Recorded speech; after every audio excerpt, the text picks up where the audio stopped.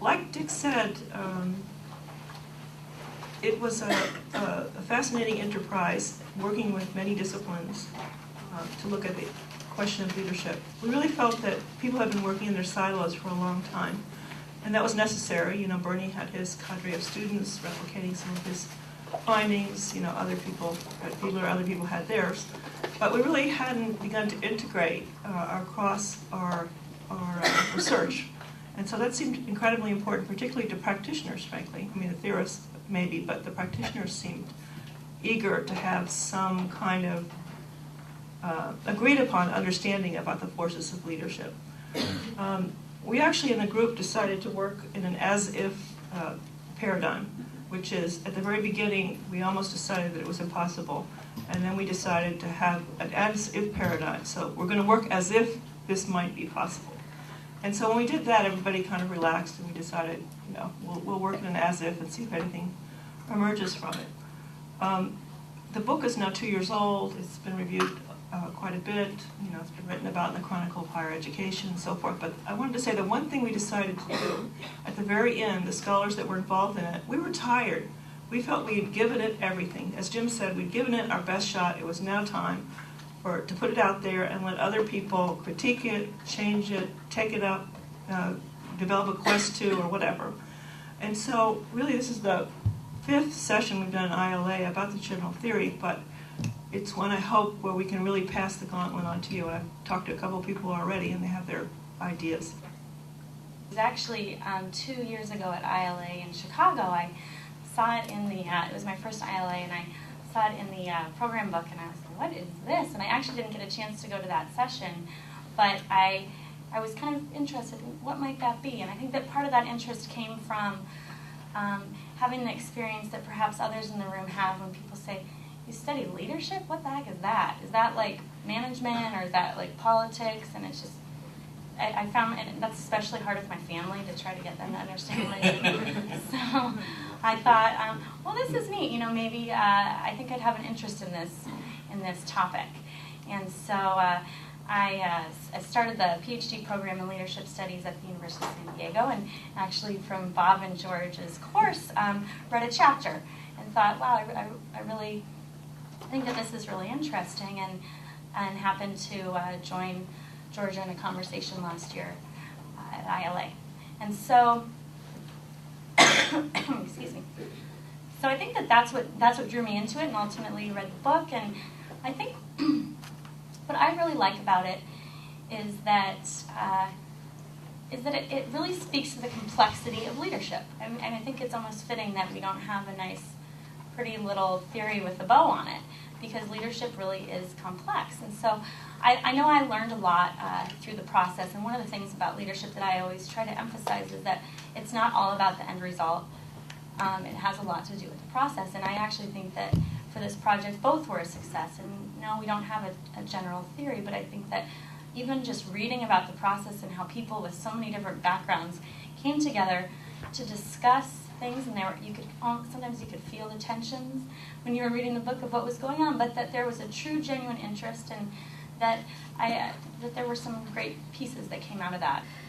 So, and another thing that it helped me with, and I'm hoping you can talk a little bit about it, is trying to help me understand the complexities to continue to legitimize the field. And I feel like I don't necessarily have to legitimize it in my mind, or else I wouldn't be in a PhD in leadership studies right now, but to help legitimize it for colleagues and also the students that I teach. So talk a little bit about that. You know, Paige and I were talking about that, and it's certainly, you know, today it's a lot easier to develop leadership studies programs on campuses, but 30 years ago it was really hard. And so I think that one of the things that's, you know, helpful is that there are prominent people writing in the field. There's the International Leadership Association, there's our 4-volume encyclopedia, there's a group that worked on a general theory. So there's a lot of building blocks toward developing a discipline.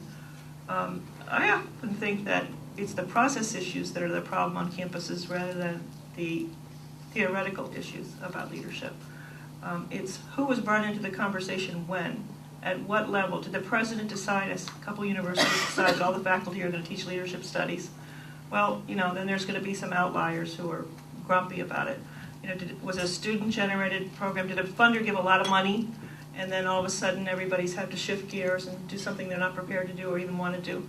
So I think it would be really interesting to do a study about who the naysayers are with leadership studies, and I think that we'll learn more about the process issues than we will the theoretical issues. That's not to say that there aren't theoretical issues, but when you look at other disciplines, like this is an interdisciplinary effort, and so all the new interdisciplinary programs like women's studies or black studies or Asian studies, for example, they have difficulty in campuses, but they're the fastest growing sector of academic departments. So there's a yearning for the conversation between disciplines. And when you look at, for example, psychology, Tishner in 1894 were in the psychology department in Columbia, I think it was, and they met in the evening in one of their houses and decided they didn't belong in philosophy anymore. And so they began to kind of recruit professors away from that discipline to form a new discipline, from philosophy to psychology. And they started with 14 people and no money, and everyone laughed at them, especially because psychology is a field in the mind, it's invisible. But those of you who are psychologists know that there are many, many components of the field of psychology. There's behaviorism, and there's experimental work, and there's Gestalt, and there's the Freudian work. They don't have any particular coherence either. And so I'm a little annoyed about this argument that there's no coherence in the field of leadership, because if you look at almost any other discipline, you won't find that kind of coherence either. Dick talked a little bit about theory, and one of the things we discovered in our group was, there's all the behaviorists, social scientists and so forth that have, components of social science theory, parsimonious and so forth, but the humanists didn't care about any of that. They basically think reality is, especially the postmodern ones, is a socially constructed phenomenon. So they don't care about the standards that social scientists might have for a theory. And so there was a big disconnect between both of those. So I'm really, I'm sympathetic to your argument, but I'm also a little tired of it.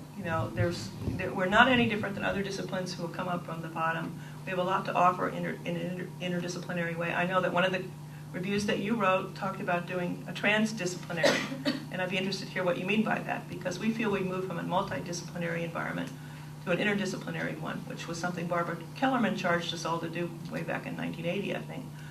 So I'm interested in what you have to say about that. And frankly, just to close that particular part, I'm really interested in what other people want to do. I think we have some of the building blocks of leadership that are going to be true in any context, in any period of history. Have to do with power and motivation and leader followership relationships and or group dynamics. I think the building blocks are all there, but how they all fit together may be this swirling mass that you had, Dick. And maybe that's the way it should be. I don't know. What do you think? Well, one of the things that Georgia and I started talking about with this is she was wondering, from your perspective, Paige, what are the next steps? What do you see as gaps? And to be very brief, I thought that that the book did a really good job of exploring some great things. For example, the chapter on power. Power is something that is obviously related to leadership and leadership dynamics, and so I thought a couple other areas would be relationships, and there's about leader-follower relationships, but I think that there's more there about between followers or collaborators or whatever we want to call them, between leaders, group members, and also exploring kind of this leadership for what, so in purpose. And I guess in conclusion, I'm not sure if whether it will be called the Quest 2 or not, but I imagine with the field becoming more and more developed and more and more popular, more interest we can see in the number of people that come to ILA each year and how that's growing. I know that I'm pretty confident there'll be continued discussions around this, and what I think is really great about it is that it's bringing the voices together and breaking down some of those silos that Georgia mentioned.